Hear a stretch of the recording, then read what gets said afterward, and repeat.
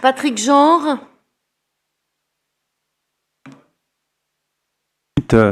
Effectivement, malgré le contexte économique difficile, on voit bien que le budget des sports avec 11 700 000 euros est un budget effectivement qui est sanctuarisé et c'est le reflet d'une politique sportive affirmée. Alors, je rappelle quand même les 3 priorités de la politique régionale sportive qui ont été rappelées par notre vice-présidente Laetitia Martinez, mais qui est également soutenue par mon excellent collègue Éric Lançon et l'ensemble de ses services de la région.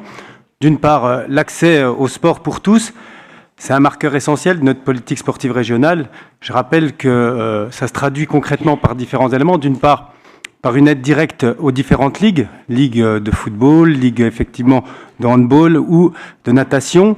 Et c'est vrai, Madame la Présidente, j'ai assisté à plusieurs assemblées générales où j'ai pu constater les remerciements de ces différents membres de ligues qui viennent nous être reconnaissants du service et de l'aide qui est apportée directement par ces aides qui sont importantes. Il y a aussi différentes formes d'aide à la licence également, c'est important, et l'aide à la fourniture d'équipements. Mais il y a une aide également qui est emblématique, c'est l'aide à l'acquisition de minibus qui permet aux licenciés de pouvoir se déplacer et qui est offerte aux différentes associations.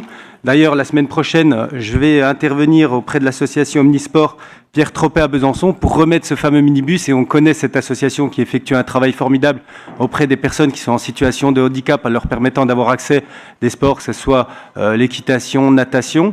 Donc voilà également un exemple concret. Mais on sait également qu'il y a des efforts importants qui doivent être faits dans certains domaines, notamment la pratique sportive des femmes, comme l'a rappelé Laetitia Martinez, où c'est vrai que certaines associations, certains de nos clubs ne font pas assez d'efforts sur ce point-là.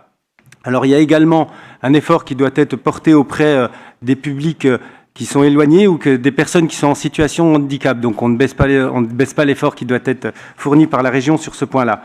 Le deuxième axe également, c'est la dynamique des Jeux olympiques et paralympiques dont la région entend profiter, puisqu'il faut savoir que notre région est labellisée terre de jeux et que sur ce point-là, il y aura des efforts importants de modernisation, de nos installations qui seront faits d'ici 2020.